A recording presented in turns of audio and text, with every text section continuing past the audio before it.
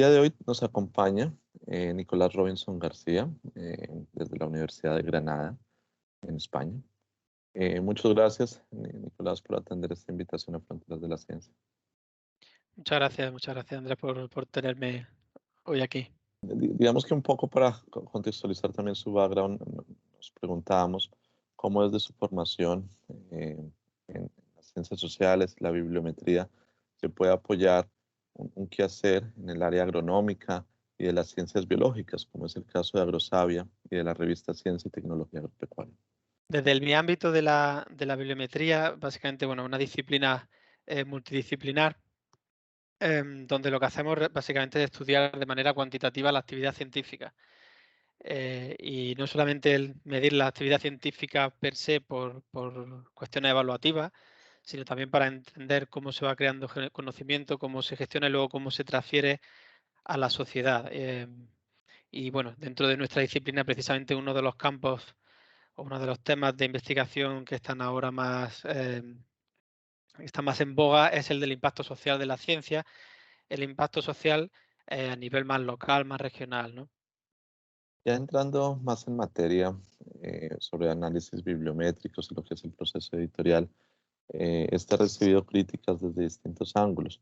¿Cuál cree usted entonces que son los mejores y peores aspectos del proceso de publicación científica actual y cuáles son esas oportunidades de mejora desde una revista local como la de nosotros?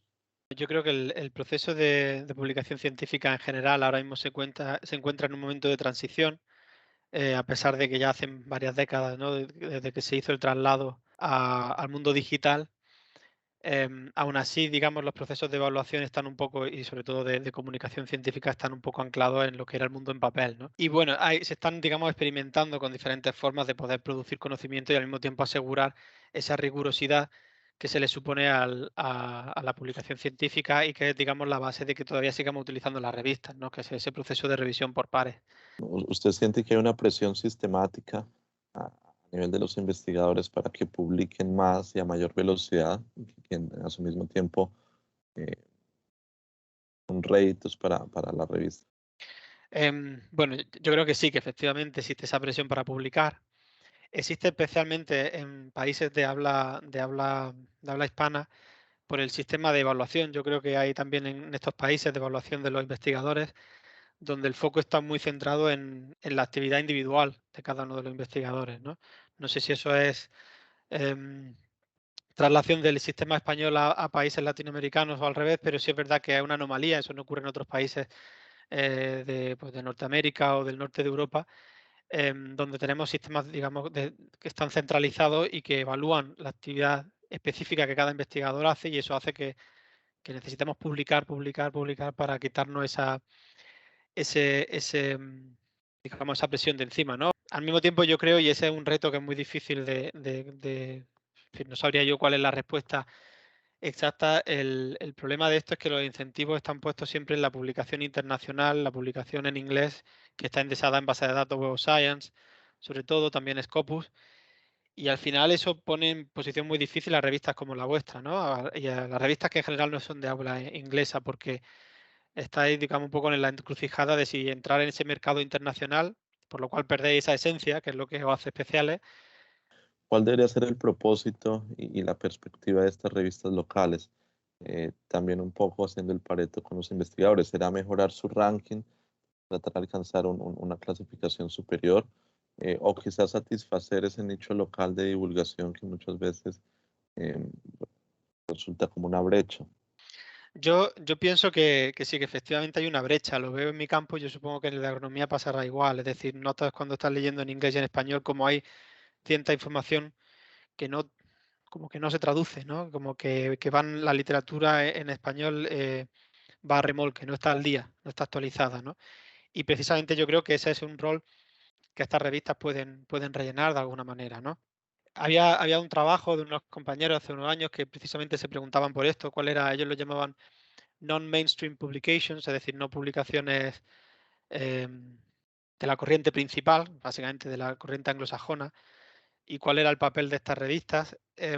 Y hablaban, bueno, pues de no solamente el tema de la investigación local, hablaban también de esta función de traducir de traducir en el sentido literal de la palabra y también más, ¿no? De adaptar también los conocimientos que se generan a nivel internacional en aplicaciones locales. Justamente entonces estas revistas locales servirían como un puente o podrían suplir esa función entre una investigación regional mundial, pero también entre generaciones, investigadores más junior y aquellos que ya alcanzaron una posición senior. Al respecto, Nicolás, ¿tiene alguna sugerencia que quiera comunicarle?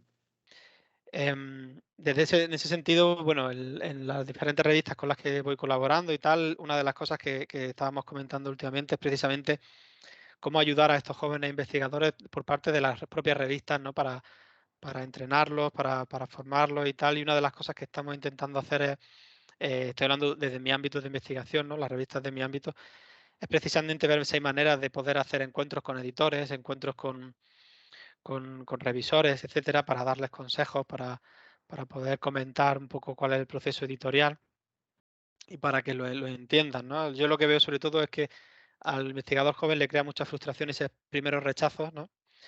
Em, y pienso que es porque nadie habla de ellos, cuando realmente al final a todos nos rechazan los trabajos, los proyectos, y es, digamos, parte del proceso, ¿no?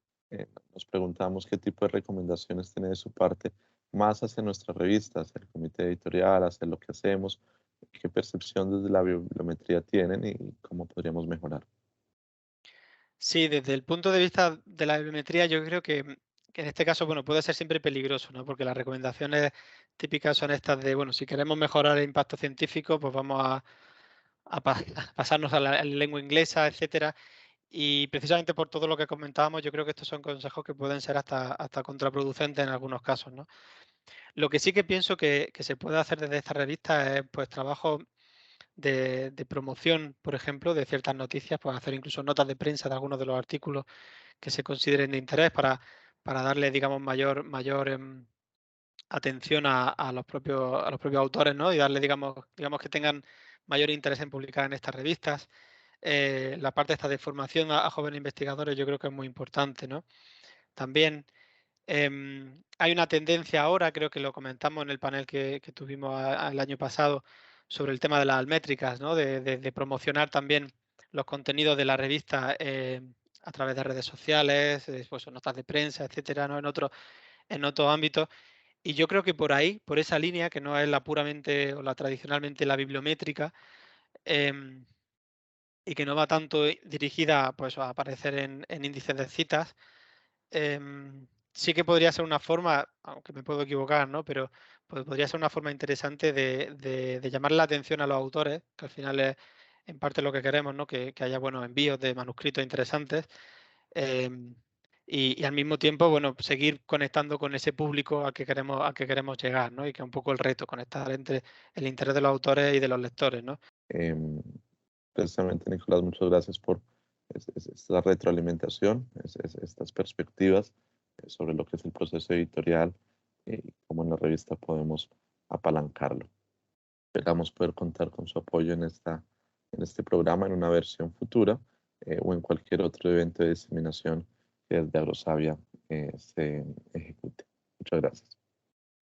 Bueno, pues muchas gracias, Andrés, y muchas gracias a todos por la invitación y la oportunidad de compartir con vosotros, bueno, las ideas que podamos aportar, digamos, de nuestro campo. Y por mi parte, un placer colaborar con Agrosavia y dispuesto a continuar haciéndolo en el futuro. Muchas gracias.